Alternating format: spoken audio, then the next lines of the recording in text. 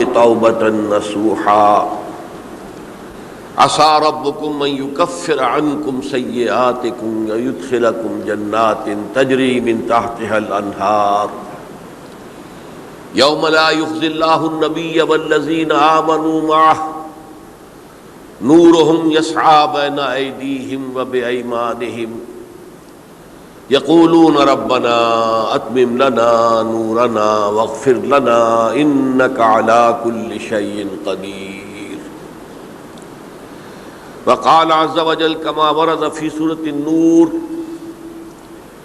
وتوبوا إلى الله جميعا أيها المؤمنون لعلكم تفلحون. وقال جل وعلا كما ورد في سورة الزمر قل يا عبادي الذين أسرفوا على أنفسهم لا تقنطوا من رحمة الله إن الله يغفر الذنوب جميعا صدق الله العظيم. رب اشرح لي صدري ويسر لي أمري واحلل عقدة من لساني يفقهوا قولي.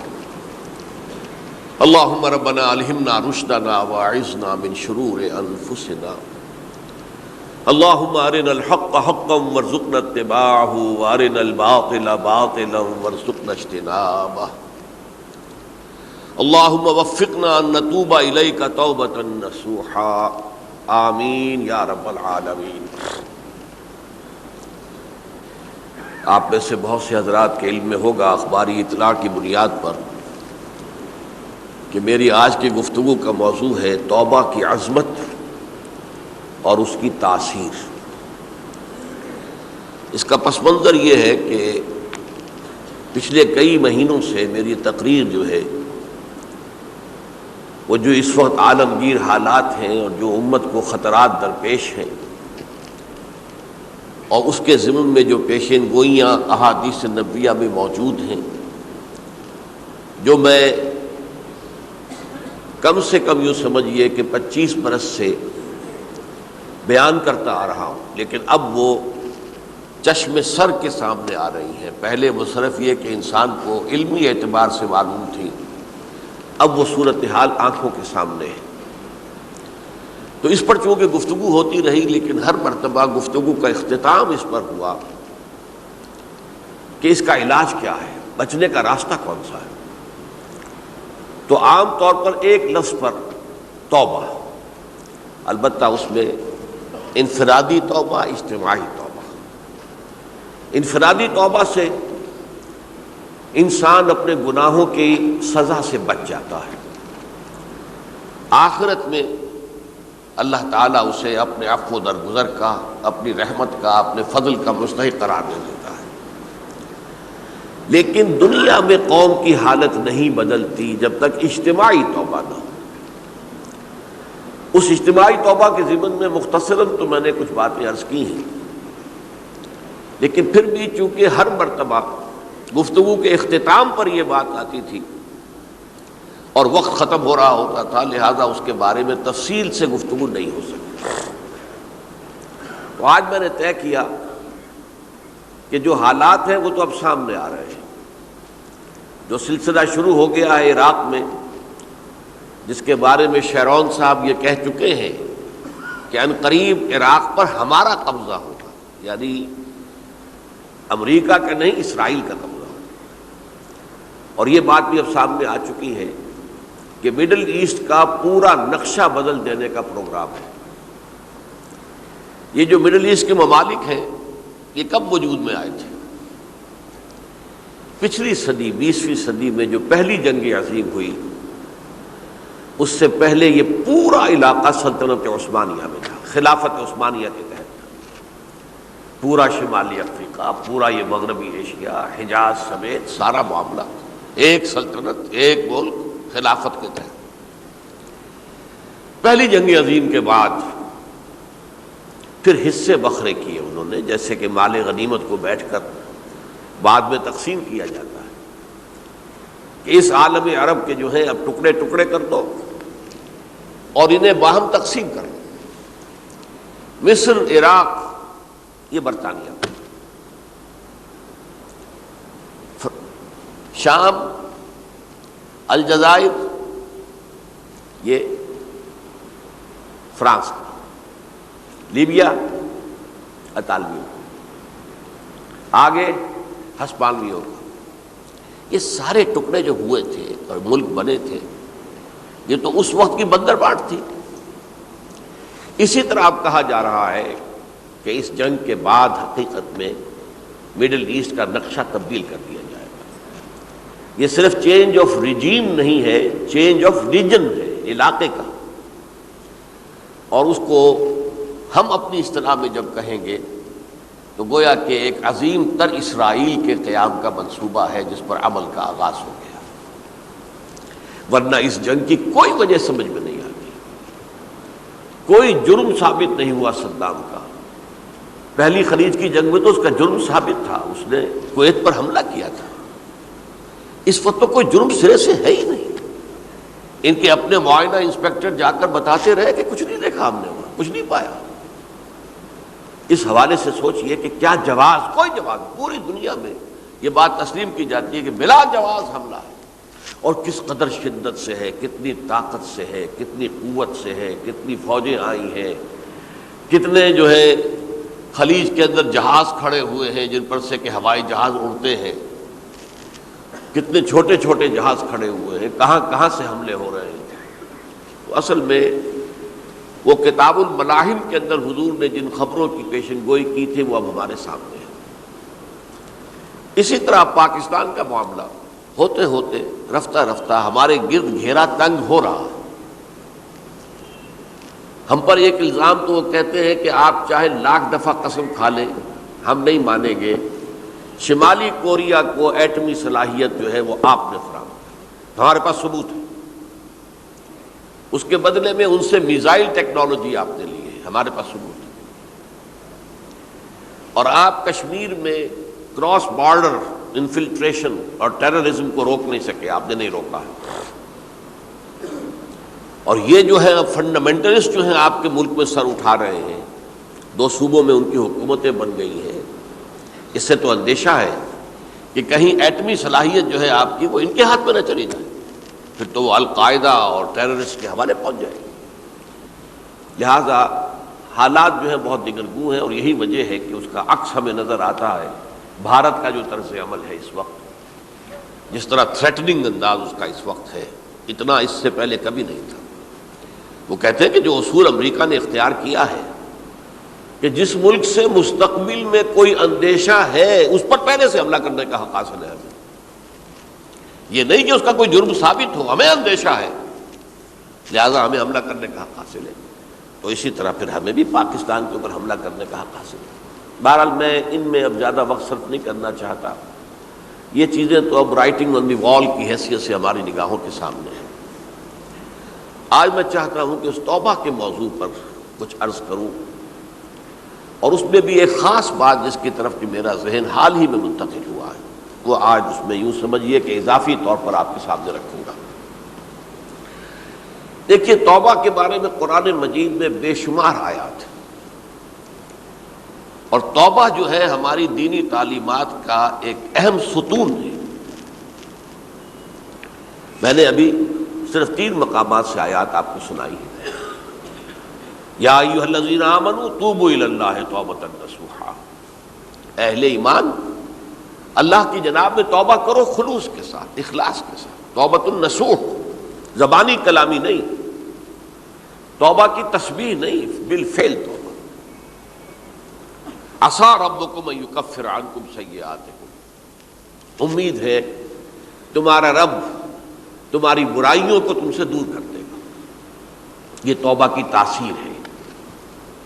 اگر آپ کے اخلاق اور کردار میں کوئی غلط شے شامل تھی، اللہ تعالیٰ آپ کے کردار کے دامن کو دھو دے گا، اور آپ کے اعمال نامے میں اگر دھبے لگے ہوئے تھے تو اللہ تعالیٰ ان دھبوں کو بھی دھو ڈالے گا۔ عسیٰ ربکم ان یکفر عنکم سیئاتکم ویدخلکم جنات تجری من تحتہا الانہار، اور تمہیں داخل کرے گا ان باغات میں جن کے دامن میں ندیاں بہتی ہوں گی۔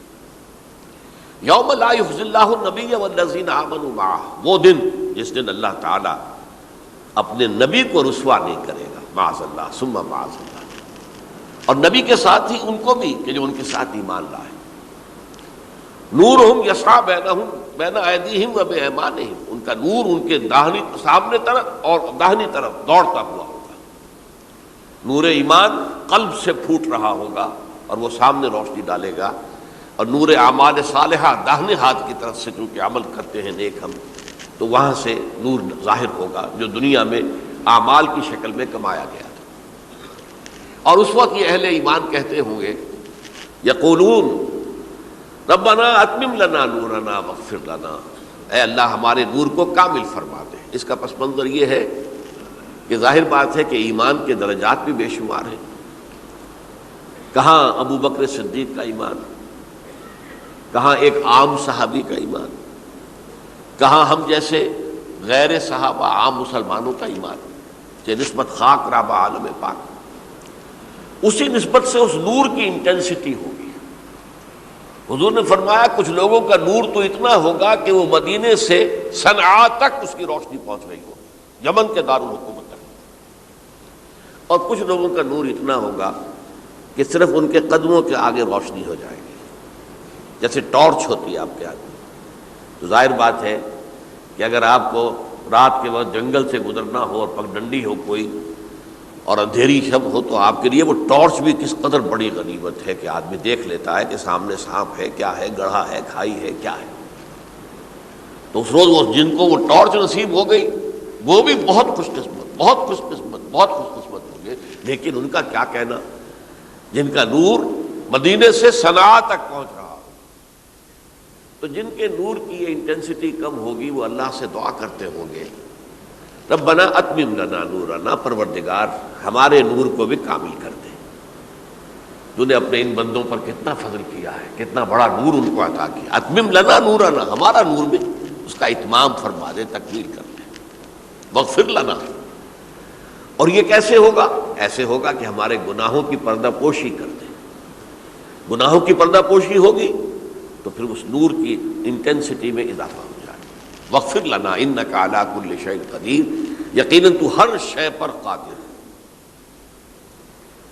پھر میں نے آپ کو آیت سنائی سورہ نور کی، یہ آیت نمبر 31 بڑی طویل آیت ہے، اس کا آخری ٹکڑا ہے، وَتُوبُوا إِلَى اللَّهِ جَمِيعًا أَيُّهَا الْمُؤْمِنُونَ لَعَلَّكُمْ تُفْلِحُونَ، اے ایمان والو اللہ کی جناب میں سب مل جل کر توبہ کرو تاکہ تم فلاح پاؤ۔ یہ گویا کہ اجتماعی توبہ کا جو میں نے آپ کے سامنے اصطلاح بیان کی ہے، یہ اس کا نقشہ ہے۔ اور ایک اور آیت جو میں نے آپ کو سنائی سورہ زمر کی آیت نمبر 53، بعض لوگوں پر کچھ مایوسی طاری ہو جاتی ہے، ہم اتنے عرصے سے گناہ کرتے چلے آ رہے ہیں، کیسے معافی ہوگی، کیسے ممکن ہے، کیسے چھٹکارا ملے گا؟ ایسے لوگوں کے لیے ان کے اطمینان کے لیے، ان کی دلجوئی کے لیے، ان کی تسلی کے لیے یہ آیت عظیم ترین آیات میں سے قرآن مجید کی۔ قل یا عبادی الذین اسرفوا علی انفسہم، اے نبی کہہ دیجئے اے میرے وہ بندو جنہوں نے اپنی جانوں پر ظلم کیا ہے، ظلم اٹھایا ہے، زیادتی کی ہے۔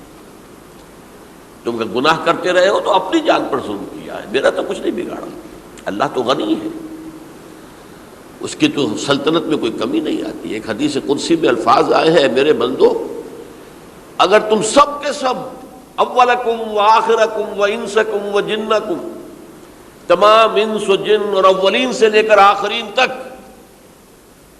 کسی بدترین انسان جیسے فاسق و فاجر ہو جائیں، سب ابلیس بن جائیں، تب بھی میری سلطنت میں کوئی کمی نہیں ہوگی۔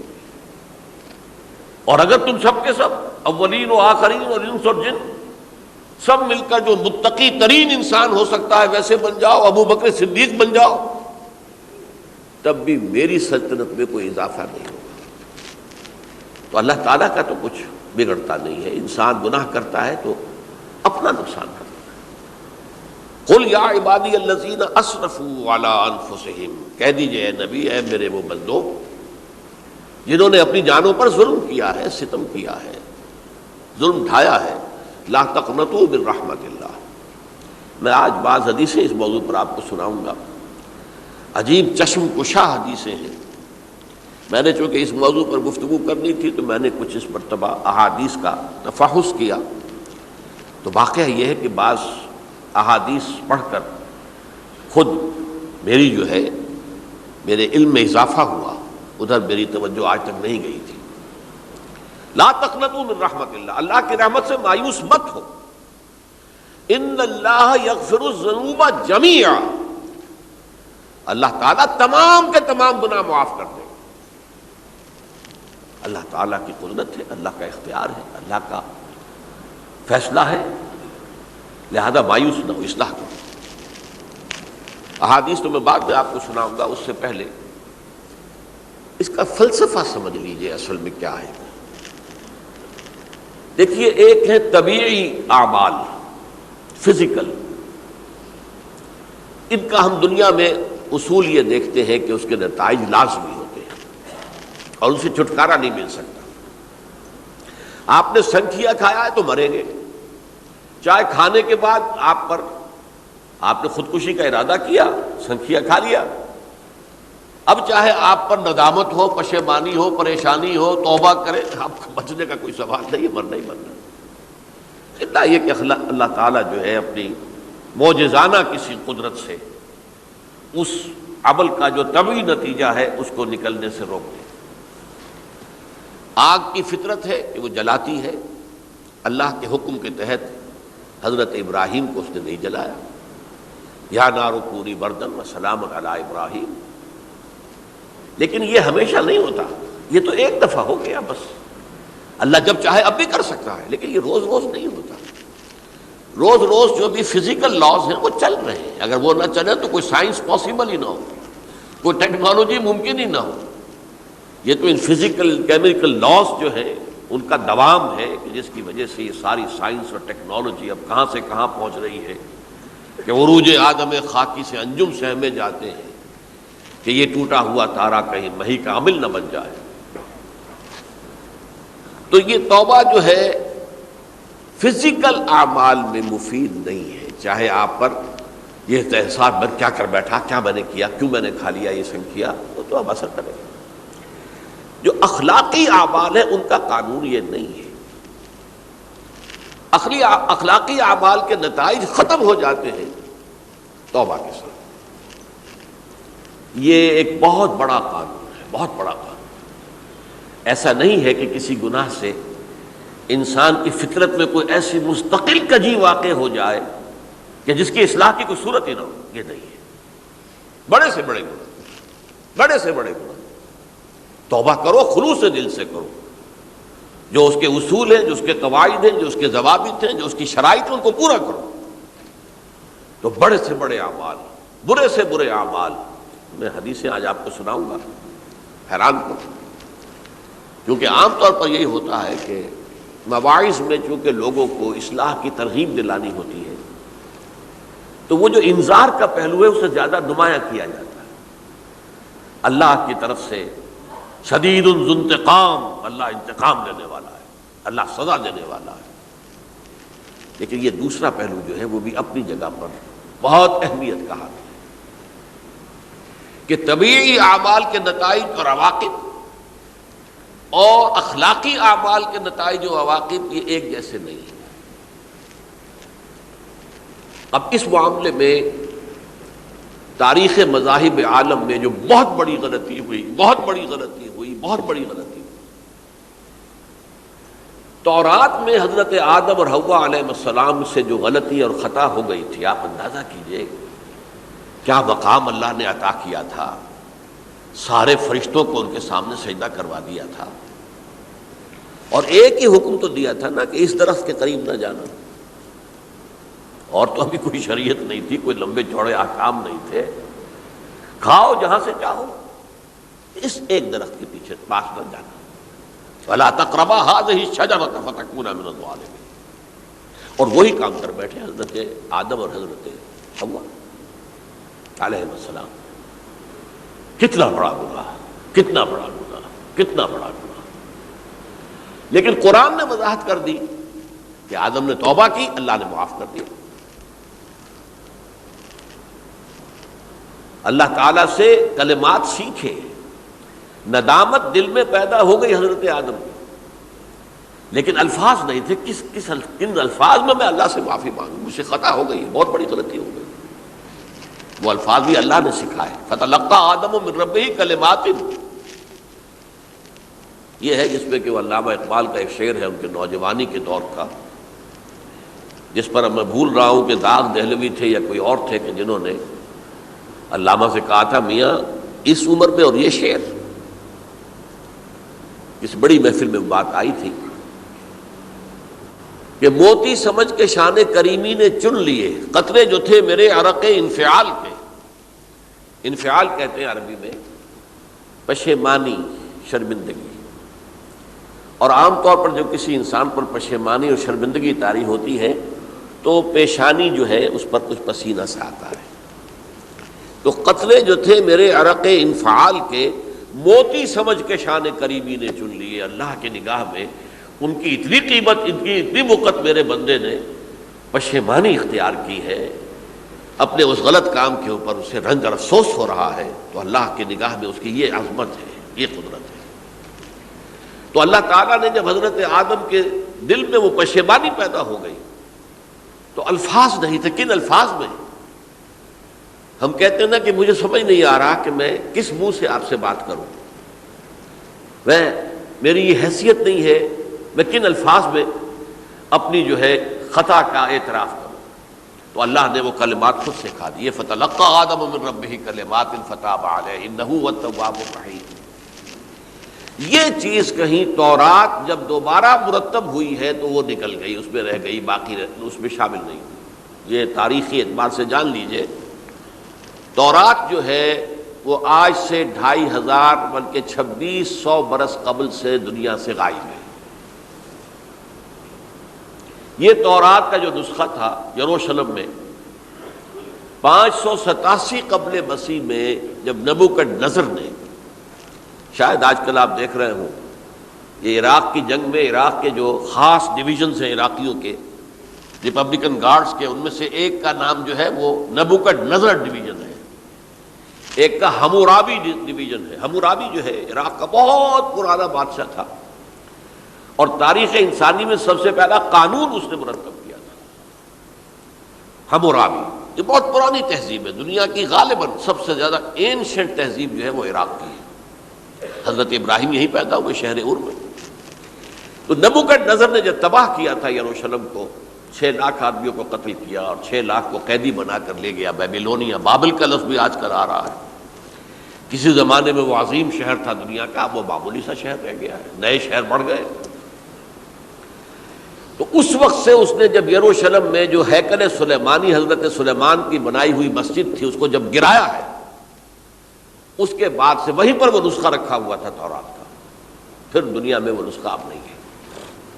یہودیوں کا کہنا ہے کہ موجود ہے مسجد اقصی کے نیچے، وہ جب اس نے گرایا تھا تو جو نیچے تہخانے تھے وہ نہیں گرے تھے، وہ محفوظ رہتے، اوپر ملبہ آ گیا، اور وہیں پر وہ تورات اور وہ تابوت سکینہ جس میں حضرت موسیٰ کا عصا بھی رکھا ہوا ہے اور بہت سے وہ من اور سلوہ کے بھی کچھ نمونے رکھے ہوئے ہیں، وہ تابوت سکینہ اس کا قرآن مجید میں سورہ بقرہ میں ذکر ہے، وہ بھی موجود ہے۔ اور جو ربائی وہاں اس وقت تھے ان کے علماء، ان کی لاشیں بھی وہاں پڑی ہوئی ہیں، وہ جب ہم کھدائی کریں گے تو دنیا میں سامنے آ جائے گی۔ لیکن بہرحال اس وقت جو مجھے کہنا تھا وہ یہ کہ چونکہ اصل تورات اس وقت گم ہو گئی، 150 سال کے بعد اسے پھر یادداشتوں سے کچھ مرتب کیا گیا تو اس میں غلطیاں پیدا ہو گئی۔ اب انسانی یادداشت کا معاملہ آ گیا نا، انہی میں سے ایک بڑی غلطی یہ ہوئی، اومیشن یہ ہوئی کہ حضرت آدم نے جو توبہ کی اور اللہ نے قبول فرما لیا،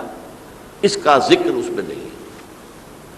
اس سے نتیجہ عیسائیوں نے کیا اختیار کیا کہ وہ اوریجنل سن کہتے ہیں اسے، وہ جو ابتدائی گناہ تھا عظیم جو ہمارے جد امجد آدم سے سرزد ہوا تھا، اس گناہ کا اثر جو بھی بچہ نسل آدم میں پیدا ہوتا ہے وہ لے کر آتا ہے۔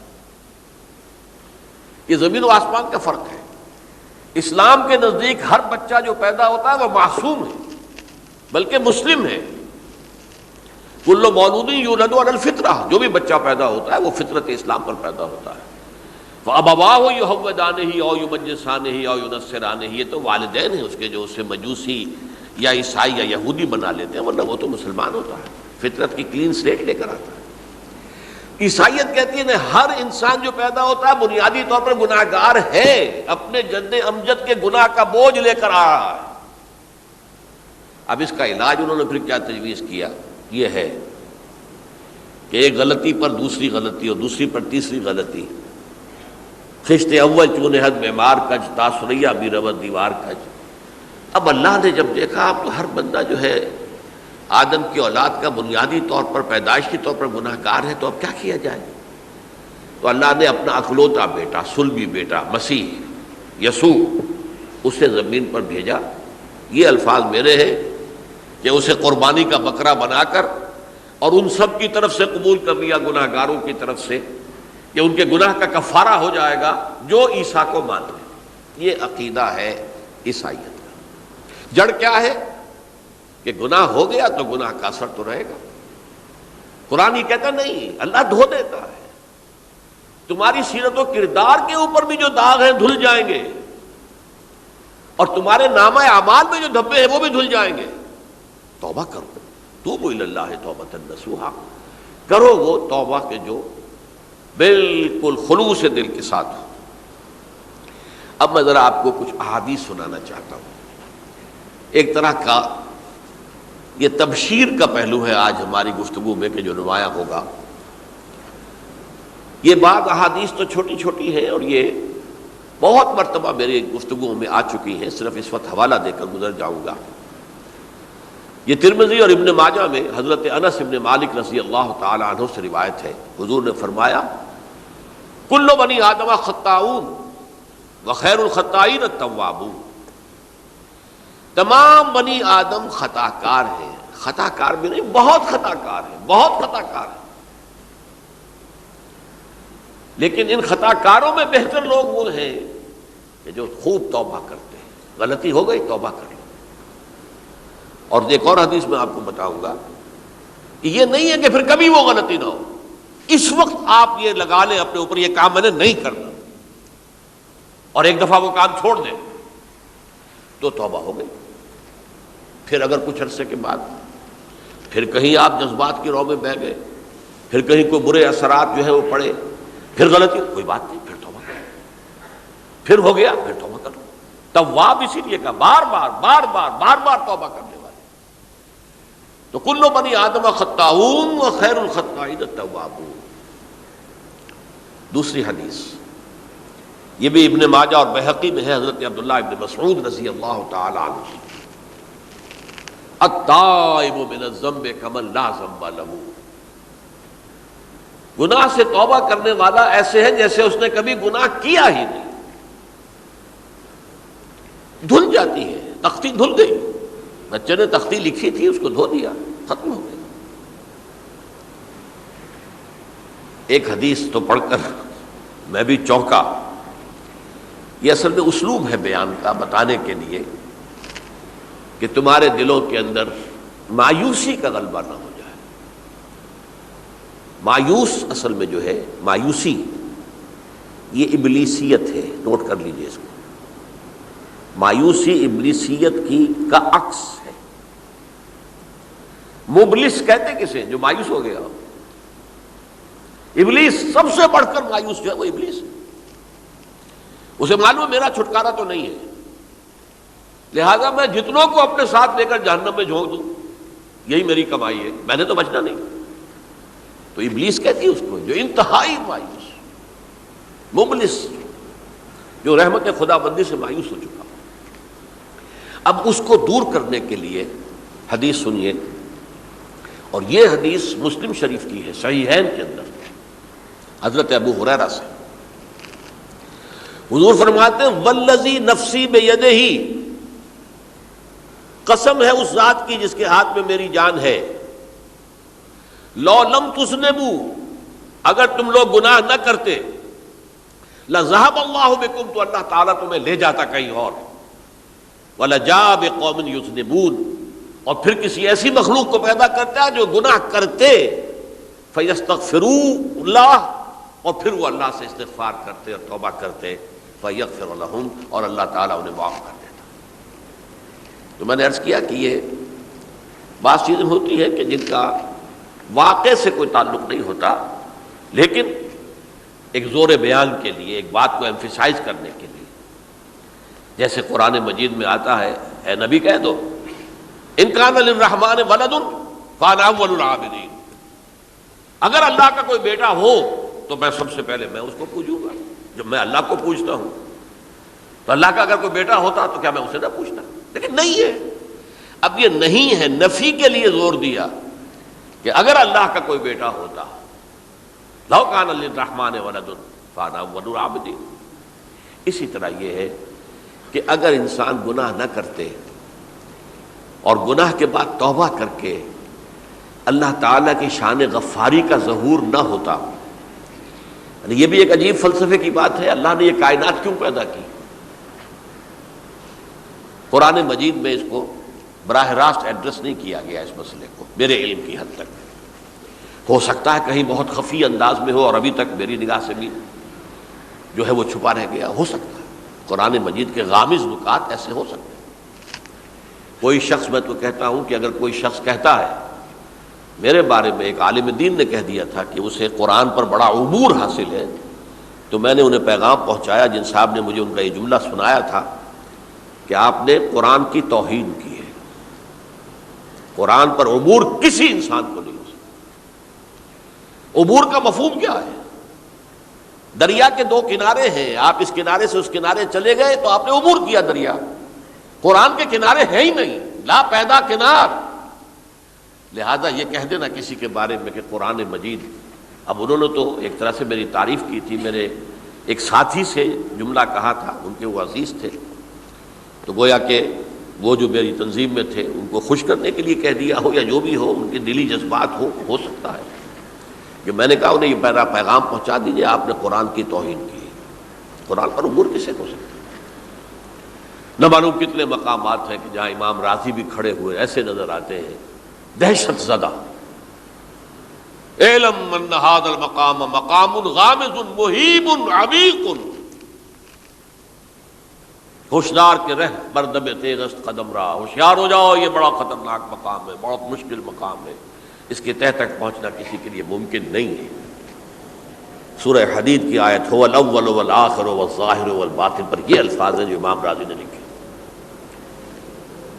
تو اس لیے میں آپ سے عرض کر رہا ہوں کہ یہ کہنے کا انداز ہے، والذی نفسی بیدہ لو لم تذنبوا، اس ہستی کی قسم جس کے ہاتھ میں میری جان ہے، اگر تم گناہ نہ کرتے، تو میں عرض کر رہا تھا تو اللہ کی شان غفاری کیسے ظاہر ہوتی؟ اللہ نے کائنات کیوں پیدا کی؟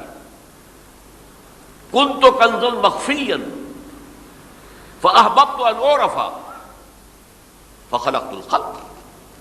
محدثین کرام اگرچہ اس حدیث کی سند کو پختہ نہیں مانتے، لیکن اکثر مفسرین نے اس کو تسلیم کیا ہے۔ علامہ آلوسی نے تسلیم کیا کہ میں ایک چھپے ہوئے خزانے کے مانند تھا۔ اب خزانہ کہیں پڑا ہے، اس کا کیا حاصل کیا ہے؟ وہ تو کہیں کھلے، کسی کے پاس جائے، کوئی اسے فائدہ اٹھائے تب تو کوئی فائدہ ہوا نا۔ تو کنت کنزا مخفیا، میرے اندر طاقت تھی، قوت تھی، خلاقی تھی، میری شان ساری میرے اندر ہی اندر تھی نا۔ کنت کنزا مخفیا فاحببت ان اعرف، تو میں نے یہ چاہا کہ مجھے پہچانا جائے۔ فخلقت الخلق، تو میں نے خلق کی تخلیق کی ہے، اب مجھے پہچانو اس کائنات کے ذریعے سے، یہ میری تخلیق ہے، آؤ دیکھو۔ ایک مصور اپنی تصویروں کی نمائش لگا، دیکھو میرے شاہکار، آؤ دیکھو، یہ میرے فن کے کمال کے نمونے، آؤ دیکھو۔ تو یہ ہے سب، دیکھو زمین آسمان، ان فی خلق السماوات والارض واختلاف اللیل والنہار والفلک التی تجری فی البحر بما ینفع الناس وما انزل اللہ من السماء من ماء فاحیا بہ الارض من بعد موتها۔ یہ ساری آیات ہیں، غور کرو۔ اور اسی لیے انسان کو پیدا کیا جس میں یہ فیکلٹی آف اپریسیشن، اللہ کے حسن و جمال و کمال کو پہچاننے کی صلاحیت ہے۔ ورنہ ظاہر بات ہے کہ یہ جمادات کیا پہچانیں گے اللہ کو؟ یہ پہاڑ کیا پہچانے گا اللہ کو؟ اللہ کو پہچاننے کی صلاحیت انسان میں ہے۔ تو یہ چونکہ ایک فلسفہ ہے باقاعدہ کہ اللہ نے تعالیٰ، اسی سے میں کہہ رہا ہوں اگر گناہ نہ ہوتا اور پھر توبہ نہ ہوتی اور میں اس کو معاف نہ کرتا تو میری شان غفاری کا ظہور کیسے ہوتا؟ میری شان ہے نا، غفار بھی ہوں، ستار بھی ہوں، اس کا ظہور کیسے ہوتا؟ تو والذی نفسی بیدہ لو لم تذنبوا لذهب اللہ بکم ولجاء بقوم یذنبون فیستغفروا اللہ فیغفر لهم۔ اگر تم لوگ گناہ نہ کرتے تو اللہ تمہیں ختم کر کے کوئی اور ایسی مخلوق پیدا کرتا کہ جو گناہ کرے اور پھر وہ توبہ کرے اور اللہ اسے معاف کرے۔ اسی سے ملتی جلتی ایک حدیث ہے، یہ امام احمد اور امام بہقی لائے ہیں اور اس کے راوی حضرت علی ہے رضی اللہ تعالی عنہ۔ ان اللہ یحب العبد المؤمن المفتن التواب، اللہ تعالیٰ کو بہت محبت ہے، یحب۔ اب دیکھیے ایک طرف وہ آیات ذہن میں لائیے، اللہ تعالیٰ کن سے محبت کرتا ہے؟ واللہ یحب المحسنین، یا وہ لوگ ان اللہ یحب الذین یقاتلون فی سبیلہ صفا کانہم بنیان مرصوص، اللہ محبت کرتا ہے اپنے ان بندوں سے جو اس کی راہ میں جنگ کرتے ہیں صفے باندھ کر، گویا سیسا پلائی ہوئی دیوار ہے۔ یہ ہے مثبت کام، نیک کام، محسنین، اللہ کی راہ میں قتال کرنے والے۔ یہاں اس کے برعکس کہا جا رہا ہے ان اللہ یحب، اللہ تعالیٰ محبت کرتا ہے اپنے اس بندے سے، العبد المؤمن، جو مومن ہو۔ اس کی ایک اور بڑی پیاری حدیث آئے گی، المفتن التواب، جو بہت فتنوں میں مبتلا ہو جاتا ہو اور پھر بہت توبہ کرتا ہو، مفتن التواب، لیکن ساتھ ہی پلٹتا ہو، رجوع کرتا ہو، پھر اللہ کے حضور میں حاضر ہوتا ہو، پھر معافی مانگتا ہو۔ اللہ تعالیٰ کو اپنا ایسا بندہ بہت پسند ہے۔ اب میں کچھ اور حدیثیں آپ کو سنا رہا ہوں۔ توبہ کا دروازہ دو اعتبارات سے کہا گیا ہے کہ ایک وقت آنے پر بند ہو جاتا ہے۔ ایک حدیث کے تو الفاظ میں نوٹ کر کے نہیں لایا ہوں کہ اللہ تعالیٰ نے توبہ کا ایک دروازہ اتنا چوڑا کھلا رکھا ہوا ہے کہ جس کو عبور کرنا جو ہے وہ سال ہا سال میں ممکن ہو، اور یہ بند نہیں ہوتا جب تک کہ سورج مغرب سے طلوع نہ ہو جائے۔ یہ قیامت کی جو آخری، قریب قیامت کی جو آخری نشانیاں ہیں ان میں سے وہی حدیث میں آپ کو سنا رہا ہوں، عن ابی ہریرہ رضی اللہ تعالی عنہ، اور یہ مسلم شریف کی روایت ہے، من تاب قبل ان تطلع الشمس من مغربها تاب اللہ علیہ، سورج کے مغرب سے طلوع ہونے سے قبل تک جو لوگ توبہ کریں گے اللہ تعالیٰ ان کی توبہ قبول کر لے گا۔ البتہ جب وہ قیامت کی وہ نشانی ظاہر ہو جائے کہ سورج مغرب سے طلوع ہو رہا ہے، اب دروازہ توبہ کا بند ہے۔ اب اس کے بعد اگر توبہ کوئی کرتا ہے تو اللہ تعالیٰ اس کی توبہ کو قبول نہیں کرے گا۔ یہ تو اجتماعی سطح پر ہوئی، انفرادی سطح پر۔ عن عبداللہ ابن عمر رضی اللہ تعالی عنہما عن النبی صلی اللہ علیہ وسلم قال ان اللہ عز وجل یقبل توبۃ العبد ما لم یغرغر، یہ ترمذی میں ہے، حضرت عبداللہ ابن عمر رضی اللہ تعالی عنہما سے کہ اللہ تعالیٰ اپنے بندے کی توبہ قبول کرتا ہے جب تک کہ وہ جسے ہم کہتے ہیں گھنگرو نہ بولنے لگے حلق کے اندر، جبکہ نزع، عالم نزع ہو اور جان جو ہے وہ آتا پھر یہاں اٹکتی ہے، تو اس وقت تک دروازہ کھلا ہے توبہ کا۔ لیکن جب یہ شکل ہو گئی تو دروازہ بند۔ یہ انفرادی سطح پر ہو گیا، جب آپ کے موت کے آثار اتنے واضح ہو گئے کہ اب جا رہے ہیں، اب توبہ کریں گے تو توبہ قبول نہیں ہوگی۔ اجتماعی سطح پر جب قیامت جو ہے اس کی وہ گھڑی آ گئی کہ سورج مغرب سے طلوع ہو گیا، اب توبہ کا دروازہ بند۔ ایک اور حدیث ہے جو میں نے بہت مرتبہ اس کا ترجمہ تو آپ کو بہت دفعہ سنایا ہے، آج میں چاہتا ہوں اس کو پورے متن کے ساتھ آپ کے سامنے رکھوں۔ یہ حضرت انس بن مالک رضی اللہ تعالی عنہ سے مروی روایت ہے، جو حضور کے خادم خاص تھے، اور یہ متفق علیہ بھی ہے، یعنی بخاری میں بھی ہے، مسلم میں بھی ہے، لیکن تھوڑا سا فرق ہے الفاظ کا۔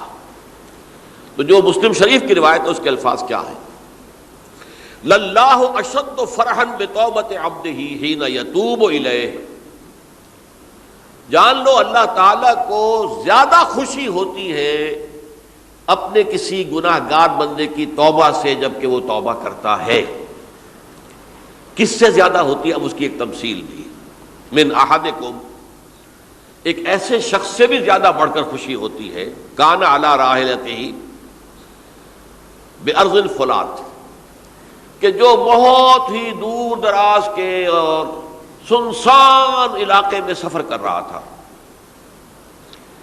فانتحرفت منہ، اس کی سواری جو ہے گم ہو گئی، وعلیہا طعامہ وشرابہ، اسی پر اس کا کھانا بھی تھا اور پانی بھی تھا، اونٹنی پر سفر کر رہا تھا، اسی پر ہوتا ہے راحلہ جو ہے راستے کا سامان، اچانک کہیں بیٹھا ہے تھوڑی دیر کے لیے سستانے کے لیے، کہیں اونگ آ گئی اور اونٹنی صاحبہ غائب ہو گئی۔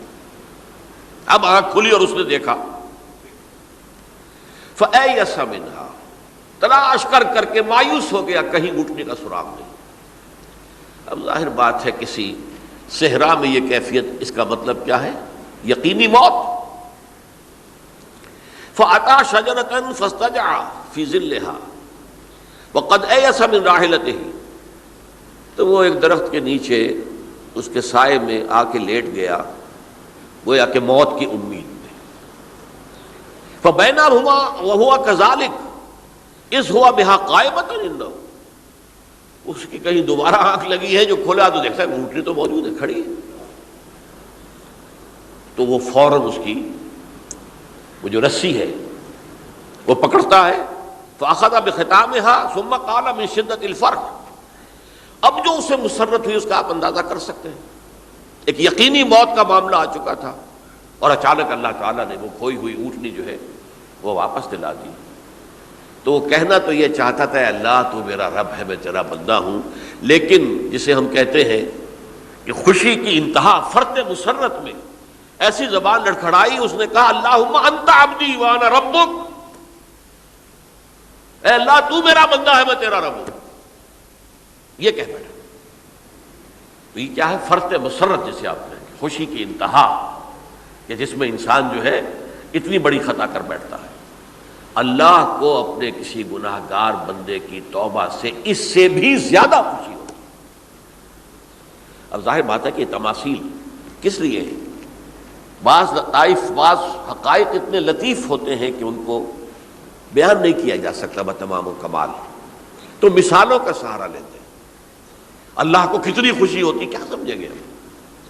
لہذا یہ مثال تو سمجھ میں آ گئی نا، کہ ایک لقودق صحرا میں انسان سفر کر رہا تھا، ایک ہی اونٹنی ہے، اسی پر اس کا پانی ہے، اسی پر اس کا کھانا ہے، اور کہیں ٹھہرا ہے تھوڑی دیر کے لیے اور اونٹنی غائب ہو گئی، اور اس کے بعد تلاش کر کے شمال مغرب جنوب ہر طرح دیکھ لیا آپ نے، کہیں اونٹنی کا سراغ نہیں۔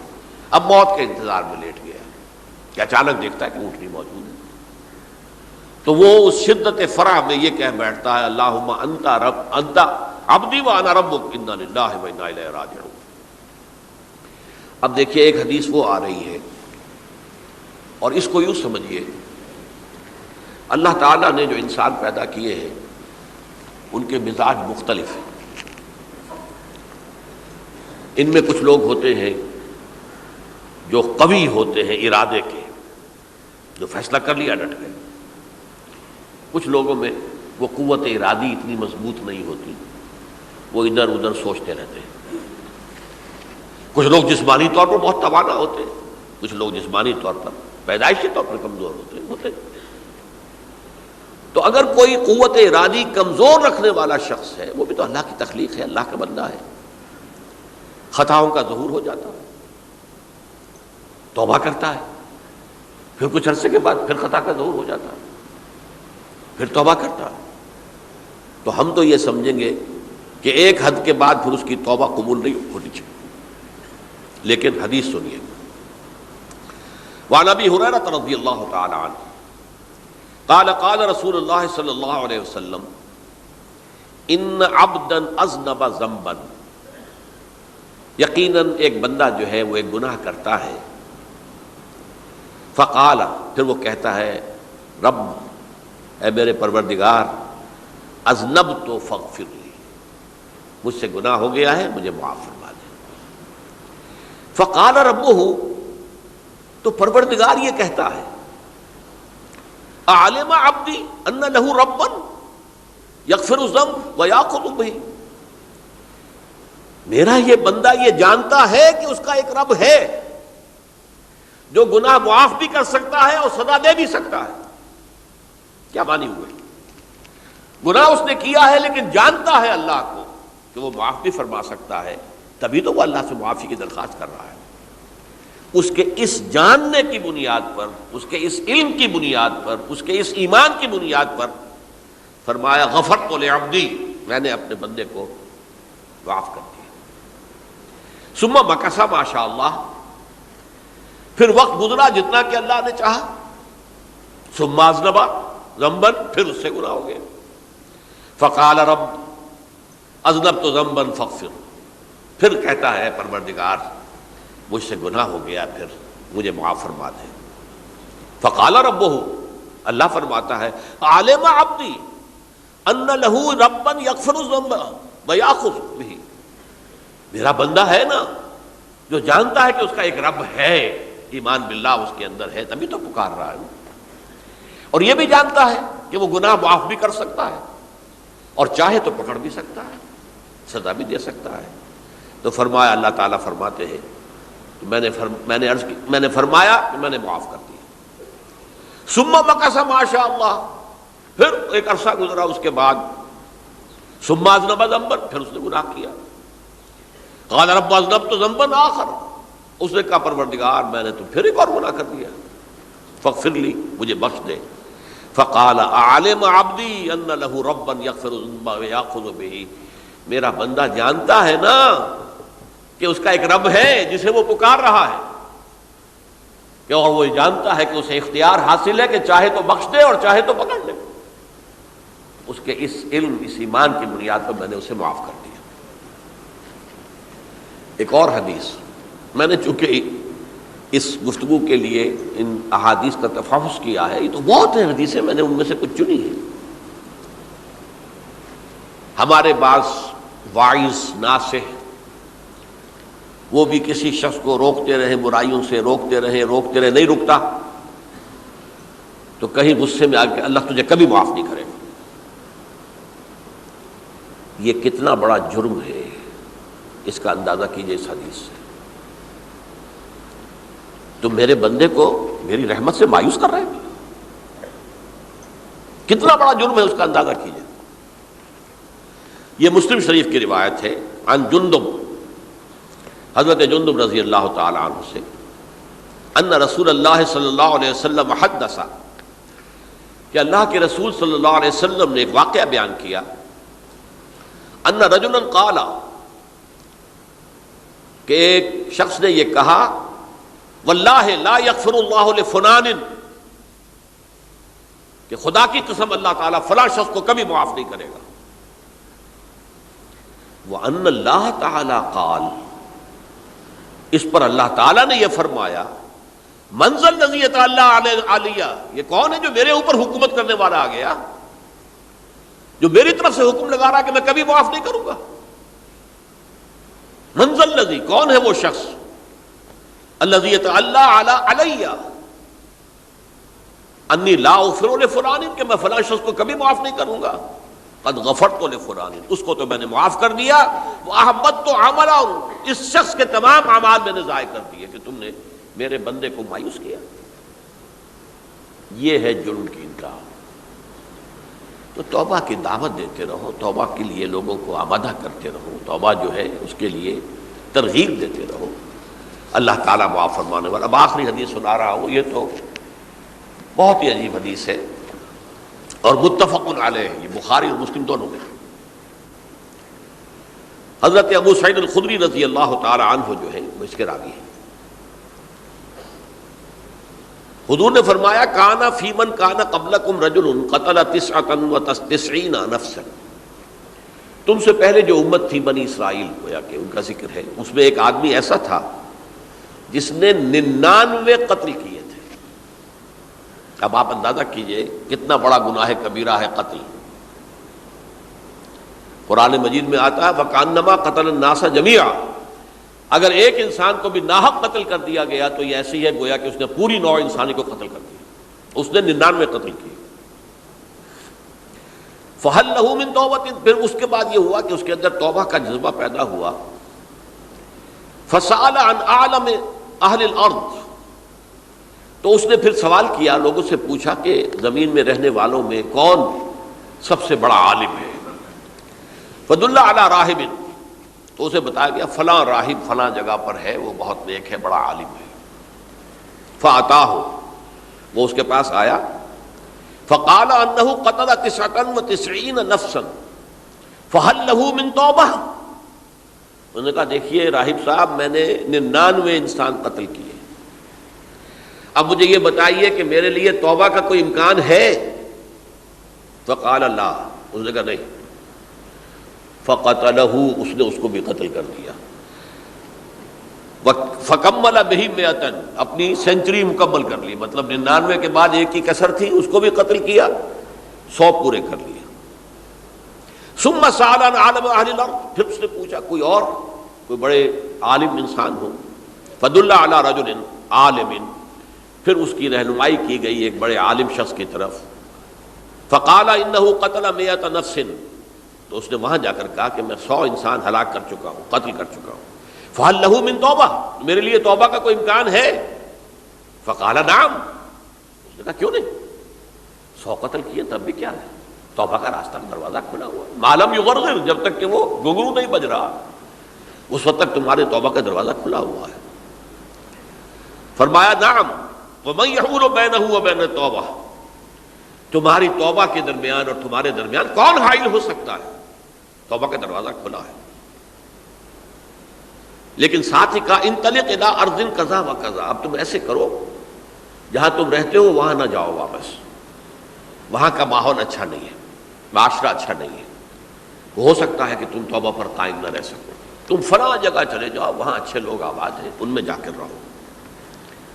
فإن بها اناس یعبدون اللہ تعالی، وہاں ایسے لوگ آباد ہیں جو اللہ کی بندگی کرتے ہیں.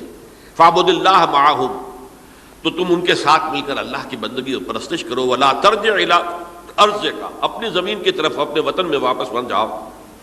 فإنها ارض سوء، وہ بری جگہ ہے. فانطلقا، تو وہ چل پڑا، ہجرت کر رہا ہے، اس جگہ جا رہا ہے جہاں کا راہب نے بتایا تھا. حتی اذا نصف الطریق، جب آدھا راستہ اس نے پورا کر لیا، اتاہ الموت، موت آ گئی. فاختصمت فیہ ملائکۃ الرحمت و ملائکۃ العذاب، اب وہ جہنم کے فرشتے بھی آ گئے اس کی جان قبض کرنے کو، اور جنت کے بھی آ گئے. فقالت ملائکۃ الرحمہ، رحمت والے جو فرشتے ہیں جنت والے، انہوں نے کہا جا تائبا مقبلا بقلبہ اللہ تعالی، یہ شخص توبہ کر کے اللہ تعالیٰ کی طرف ہجرت کر رہا تھا، اس لیے اس کی نیت کی بنیاد پر اب یہ جنتی ہے، لہذا اس کی روح ہم قبض کریں گے.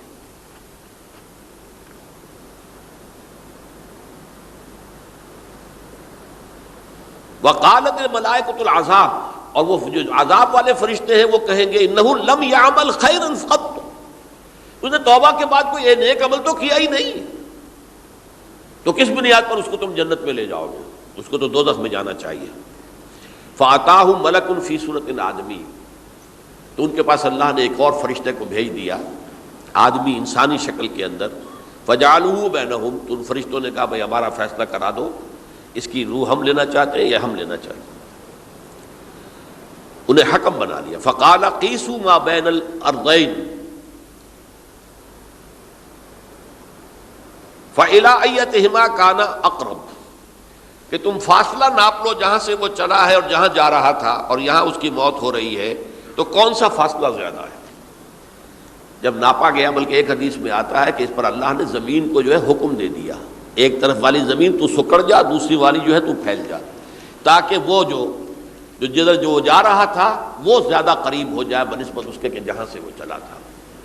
تو اس فیصلے پر پھر جو فرشتے تھے جو کہ رحمت کے فرشتے تھے، وہ اس بندے کو لے گئے جنت کے اندر۔ یہ ہے توبہ کی عظمت اور اس کی تاثیر۔ اب آئیے اجتماعی توبہ کا طریقہ کار جو میں نے بہرحال بیان کیا ہے۔ پہلے افراد توبہ کریں اور صحیح توبہ کریں۔ صحیح توبہ کیا ہے؟ ہماری زندگیوں میں کوئی حرام شے ہے فوراً نکال باہر کریں ہماری معاشرت میں، اور اس معاشرے میں رہتے ہوئے جو قانون ہے جس کے ہم پابند ہیں۔ ہم کسی زانی کو رجم نہیں کر سکتے، ناممکن ہے، یہ تو قانون ہی بنے گا تب ہوگا نہیں۔ ہم کسی چور کا ہاتھ نہیں کاٹ سکتے، تو قانون بنے گا تو ہوگا۔ تو ہم جن چیزوں پر عمل نہیں کر سکتے قانوناً، ان کے علاوہ باقی پوری شریعت جس پر عمل کیا جا سکتا اس پر عمل پیرا ہو جائے۔ سود میں بند نہیں کر سکتا، بینکوں کو میں آگ نہیں لگا سکتا، اور بینکوں کو آگ لگا دیں گے تب بھی سود تو ختم نہیں ہوگا، لیکن یہ تو کر سکتا ہوں نا کہ براہ راست سود میں ملوث نہ ہوں، سود پر قرضہ لے کر اپنا کاروبار نہ چمکاؤں، نہ بڑھاؤں، سود پر قرضہ لے کر اپنے مکان نہ اونچا کروں، یہ تو کر سکتا ہوں۔ تو کم سے کم جو ڈائریکٹ کسی نے قانون نہیں بنایا کہ لازم ہے آپ پر کہ آپ سودی قرضہ لیں اور اپنی بلڈنگ عالی شان بنا لیں، کسی نے نہیں کیا۔ یہ اگر کر رہے ہیں تو آپ مجرم ہیں۔ آپ کے معاشرے میں کوئی قانون نہیں بنا کہ پردہ ختم، برقع حرام۔ مصر یہ ترکی میں تو کر دیا گیا تھا برقع حرام، وہاں تو سر کو اوپر جو ہے ڈھانپنا جو ہے، سکارف لینا بھی ممنوع ہے، یہاں تو نہیں ہے۔ پھر یہاں جنہوں نے چھوڑا ہے مجرم خود ہے۔ یہاں تو اللہ کا شکر ہے کوئی ایسا مصطفیٰ کمال پیدا آج تک نہیں ہوا ہے کہ جس نے ان چیزوں کا حکم دیا۔ ہاں ترغیب ہے، ذرائع ابلاغ کے ذریعے سے، فحاشی ہے، عریانی ہے، لیکن چوز آپ خود کرتے ہیں، فیصلے کا اختیار آپ کا اپنا ہے۔ تو جن چیزوں کے اندر بھی گناہ سے بچنے کا امکان ہے اس کو عملاً ترک کیا جائے۔ اور نمبر 2، عزم مصمم کر لیا جائے کہ اللہ اب بقیہ زندگی جتنی بھی ہے اس میں اپنی توانائیاں، اپنی قوتیں، اپنی صلاحیتیں صرف کروں گا تیرے دین کی تبلیغ اور تیرے دین کے قائم کرنے کی جد و جہد۔ عزم مصمم۔ یہ لوگ اگر 14 کروڑ میں 14 لاکھ بھی ہو جائیں، بہرحال 2-4 کی توبہ کرنے سے ملک کی قسمت نہیں بدلتی۔ معتدل تعداد کے اندر جو ہے یہ لوگ اگر ایسے ہو جائیں اور پھر یہ کہ وہ مل کر اگر زور لگائیں تو واقعتاً اس ملک کے اندر شریعت اسلامی کا نفاذ ہو سکتا ہے، اللہ کا نظام قائم کیا جا سکتا ہے۔ یہ ملک بنایا اسی لیے گیا تھا۔ تو یہ توبہ کا جو ہے اجتماعی توبہ کا یہ پوری تفصیل تو میں بارہا بیان کر چکا ہوں۔ آج جو میں نے کہا تھا کہ ایک بات کی طرف میرا ذہن حالیہ منتقل ہوا ہے، اس سے پہلے نہیں ہوا۔ یہ توبہ کرنے والے لوگ جب تک 14 لاکھ نہیں ہیں، 1400 ہی ہوں، لیکن یہ اگر دعا کریں گے اللہ تعالیٰ کے خلوص کے ساتھ تو ان کی دعا قبول ہوگی۔ دعا بہت بڑی شے ہے۔ الدعاء مخ العبادہ، ٹھیک ہے، بڑا لمبا راستہ لگتا ہے یہ کہ 14 لاکھ انسان توبہ کرے یا 2 لاکھ یا 3 لاکھ انسان توبہ کرے، صحیح معنی میں توبہ کرے، اور پھر وہ جمع ہو، ایک طاقت بنے، تن من دھن لگانے کے لیے، جانے دینے کے لیے تیار ہو جائیں۔ تو لگتا ہے یہ کہ کافی لمبا ہے کہ دراز و دور دیدم رہو رسم پارسائی، یہ تو بڑا لمبا راستہ ہے۔ اسی سے لوگ کہتے ہیں کہ پھر کیا حل ہوا، یہ تو حل جو ہے تو کوئی عملی حل تو نہیں ہوا۔ اس میں میرا ذہن منتقل ہوا ہے دعا، اجیب دعوت الداعی اذا دعان امن یجیب المضطر اذا دعاہ۔ بھلا وہ کون ہے جو کسی مضطر کسے کہتے ہیں؟ ایک شخص نہایت پریشان حال ہو گیا ہو، نہایت پریشان حال، اور اس میں اللہ کو پکارے، پروردگار تو میری دستگیری فرما۔ اللہ کسی اور طرف مجھے کوئی توقع نہیں رہی، کوئی نہیں رہا جس سے مجھے کوئی امید ہو۔ یہ مضطر اضطرار کی حالت میں آ کر جب بالکل بے چین ہو کر اللہ کو پکارتا ہے تو اللہ اس کی دعا قبول کرتا ہے۔ اور دعا کی حد یہاں تک بھی آتے ہیں الفاظ کہ لا یرد البلاء قضاء الا بالدعاء. تقدیر الہی کو بھی اس لیے دو حصوں میں تقسیم کیا گیا. تقدیر مبرم، ایک تو اللہ کا وہ فیصلہ ہے جو ٹل نہیں سکتا کسی صورت میں. ایک تقدیر معلق ہوتی ہے تو صحیح اللہ کا فیصلہ، لیکن اس میں تبدیلی ہو سکتی ہے. یہ جو تقدیر معلق ہوتی ہے اس میں دعا انتہائی مؤثر شے ہے. لا يرد البلاء الا لا يرد القضاء الا بالدعاء. قضا جو ہے وہ نہیں بدل سکتی سوائے دعا کے. اس دعا کی تو کم سے کم ہم منادی کریں، لیکن پہلے شرط وہی ہے، ورنہ وہ دعا نہیں ہے، ورنہ وہ توبہ نہیں ہے. توبہ صحیح ہو، حرام سے اپنے وجود کو، اپنے گھر کو پاک کریں، اس کے بغیر کچھ نہیں. اس کے بغیر تو جیسے کہ کہا گیا سورہ مائدہ میں قل یا اہل الکتاب لستم علی شیء حتی تقیموا التوراۃ والانجیل. اے نبی ان سے کہہ دیجئے اے اہل کتاب تمہاری کوئی حیثیت اللہ کی نگاہوں میں نہیں ہے، تمہاری کوئی دعا اللہ کے ہاں قابل پذیرائی نہیں ہے جب تک کہ تم تورات اور انجیل کو قائم نہیں کرتے. لہذا دعائیں تو نہ بنو. 30 لاکھ آدمی جو ہے حج کے موقع پر کیسی کیسی دعائیں مانگتے ہیں. کہاں جا رہی ہیں دعائیں؟ کہاں ہیں ان کی قبولیت کے آثار؟ توبہ صحیح ہو. اور توبہ کے بارے میں آج میں نے امکانی حد تک آپ کے سامنے آج ترغیب و تشویق کا پہلو رکھا ہے. مایوسی، اس کو کہا بھی جاتا ہے مایوسی کفر ہے. اور میں نے آپ سے کہا آج کہ لا تقنطوا من رحمت اللہ ان اللہ یغفر الذنوب جميعا. 99 قتل کیے ہوں، 100 قتل کیے ہوں، تب بھی توبہ کرو گے تو اللہ توبہ قبول فرمائے گا. اور کس شان کے ساتھ قبول فرمائے گا اس حدیث کے اندر آیا، متفق علیہ حدیث صحیح بخاری اور صحیح مسلم کے اندر ہے. تو اگر ہم اس توبہ کی منادی کریں نمبر 1، اور جو لوگ توبہ کریں صحیح معنی میں، ایک طرف تو وہ جد و جہد شروع کر دیں اللہ کے دین کے قائم کرنے کی جد و جہد، اس میں پیچھے نہ رہیں، لیکن اس اثناء میں جو دعائیں وہ کریں گے اللہ تو نے یہ ملک ہمیں عطا کیا تھا، ہم نے اپنے زور بازو سے اسے نہیں حاصل کیا، یہ سلطنت خدا داد پاکستان ہے. اور اے اللہ اے خاص ہے خاصان رسول وقت دعا ہے، امت پہ تیری آ کے جب وقت پڑا ہے. میں اپنے احساسات جو ہیں آپ کے سامنے الفاظ میں بیان نہیں کر سکتا.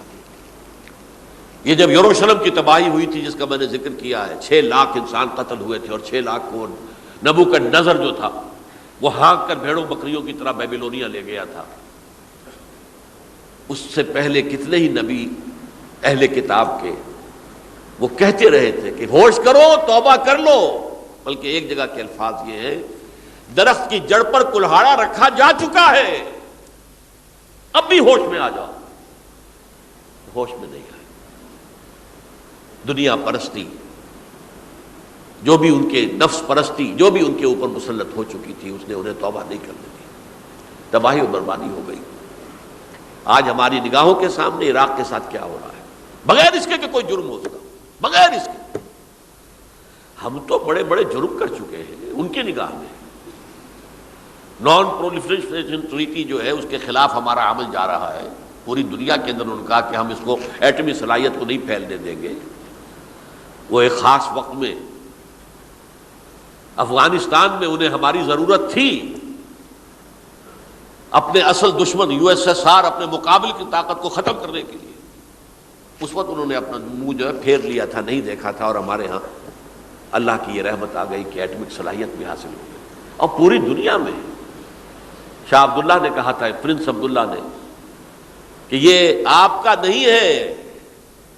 یہ جو نواز شریف صاحب سے جب اس کا ہم نے دھماکہ کیا ہے، یہ بم آپ کا نہیں ہے، یہ پوری امت مسلمہ کا بم ہے. کیسے یہ برداشت کر سکتے ہیں یہودی اور یہودیوں کے اعلی کار عیسائی، خاص طور پر پروٹیسٹنٹس، ویسپ، وائٹ اینگلو سیکسن پروٹیسٹنٹس.